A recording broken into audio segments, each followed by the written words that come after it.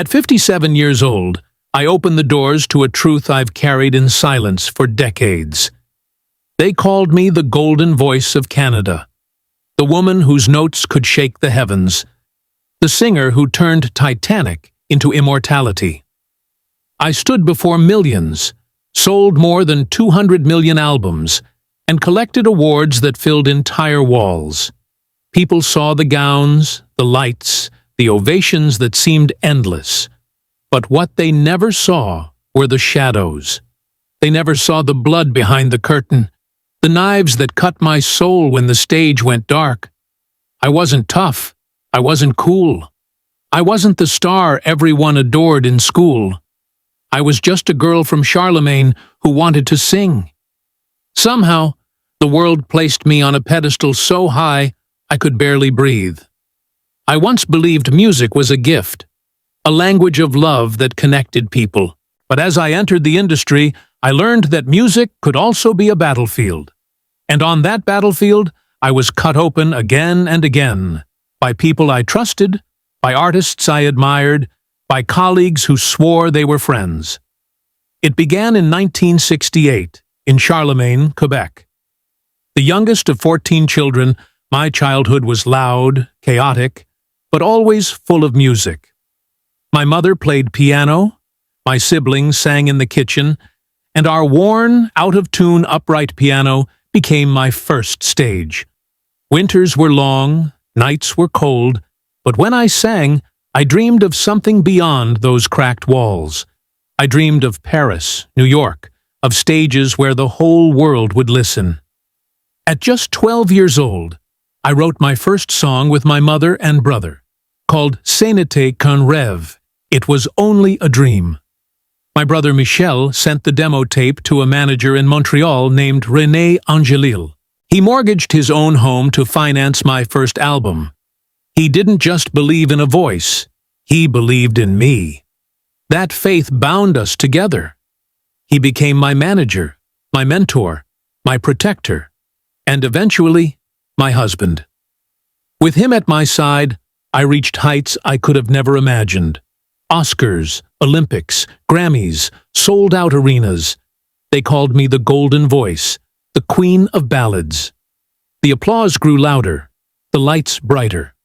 But with every light comes a shadow. I was mocked as Whitney's shadow, dismissed as Titanic's lucky singer. Critics sneered. Rivals whispered that I was nothing without Rene. But still, I kept singing, because singing was my survival. The first betrayal came in the late 1990s. The press painted a rivalry between myself and Mariah Carey. Titanic's anthem, My Heart Will Go On, had climbed to #1 across the world. But instead of celebration, it became a duel. When a reporter asked Mariah about my success, she smirked and said, "People only bought that record because of the movie, not because of Celine." She just got lucky. The words cut like glass. Fans of hers booed me at award shows. Critics dismissed my song as nothing more than a film's soundtrack. When I was removed from a European tour spot and told Mariah would replace me because she sells more tickets, it wasn't just business. It was a knife. Mariah was the first blade. The second came from someone I trusted deeply, Pibo Bryson. In 1992, we sang Beauty and the Beast, a song that became timeless. Behind the stage, we shared more than music. He whispered promises, spoke of forever, made me believe in love beyond my marriage. For a time, I believed him. Until one night, at the Waldorf Astoria, I walked into a ballroom and found him kissing another woman, Regina Bell, while laughing with friends.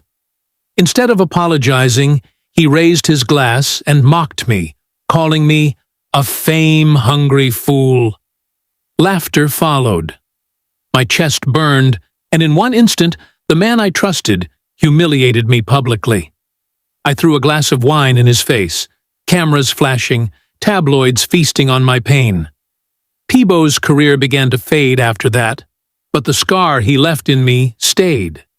He was the second blade. The third came from Whitney Houston, a voice I admired, a woman I cried for when she sang "I Will Always Love You." In 1993, I was approached to record a song for a film. I sang the demo, and the director was moved to tears. It felt like destiny. But weeks later, I was told the song had been given to Whitney. No explanation, no apology. Later whispers told me she had pulled strings, used her influence, turned it into a power play. That song was "I Will Always Love You." Watching her perform it, the world crowned her the queen, while critics reduced me to a robot without soul. The humiliation deepened in 1994 at a charity concert where we were paired to sing "Greatest Love of All." On stage, she stretched every note, drowned me out, and stole the climax. The crowd roared for her while I smiled, trembling, invisible. When the music faded, she leaned close and whispered, "Sorry, baby. They only need one diva." The cruelty was unforgettable. Later, when I asked her why, she said, "This isn't church. This is war." Whitney was the third blade, and it cut me on stage, in front of the world. The fourth betrayal came from the man I idolized, Frank Sinatra. Since childhood, his voice had been my comfort. When I finally met him in Las Vegas in 1995, he told me, "You're the only one who can carry my ballad legacy." My heart soared. We planned to record a duet for charity. But when I met him in his hotel suite to discuss arrangements, I realized it was not about music. He slid a glass of whiskey across the table and told me, "You know what it costs to keep the spotlight." His words turned my stomach. My idol had reduced me to a bargaining chip. I fled the room heartbroken. The next day, the duet was given to another singer. Tabloids called me difficult, a diva. When I confronted him later, his cold whisper was unforgettable. "You had your chance. Don't ever dream of standing beside me again." My hero became my nightmare. Frank was the fourth blade. The fifth and deepest cut came from Barbra Streisand, a woman I once saw as a sister. When we recorded Tell Him together in 1997, she told me, "Celine, you're the little sister I never had." I believed her, but at a gala performance, she took the entire climax we had agreed to share. Backstage, when I asked why, she said, "There's only one Barbra Streisand. Don't ever think you're on my level." Months later, at a party, she laughed in my face and said, "There's only room for one crown, and it isn't yours." Barbra, the sister I trusted, became the deepest betrayal of all. She was the fifth blade. But while betrayal scarred me, nothing compared to what came in 2016. Rene, my husband, my anchor, lost his battle with cancer. Just 2 days later, my brother also died. 2 losses, back to back, crushed me. I thought I would never sing again. But fate was not finished. My body began to betray me with a rare illness. Stiff person syndrome, spasms, tremors, pain that stole my breath, and most cruelly, it attacked my voice. Headlines mocked me.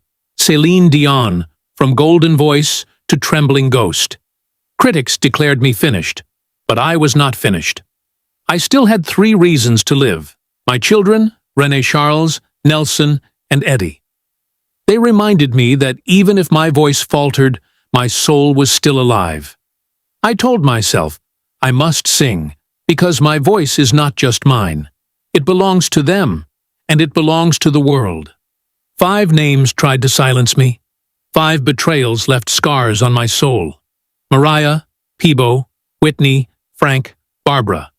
Each one cut me, mocked me, tried to erase me. But I am still here, scarred, trembling, but still singing. Pain carved depth into my voice. Loss gave my songs truth. Every note I sing now is dipped in survival, in blood, in fire. And so, as the sun sets over my home in Las Vegas, I sit in my garden, watching my children laugh. I tremble, not from illness, but from the weight of everything I've survived. For the first time in years, I smile, not the smile of a diva for cameras, but the smile of a woman who has been betrayed, broken, mocked, and scarred, yet still stands, still breathes, still sings. I am Céline Dion, and until my final breath, I will sing with every scar carved into my soul.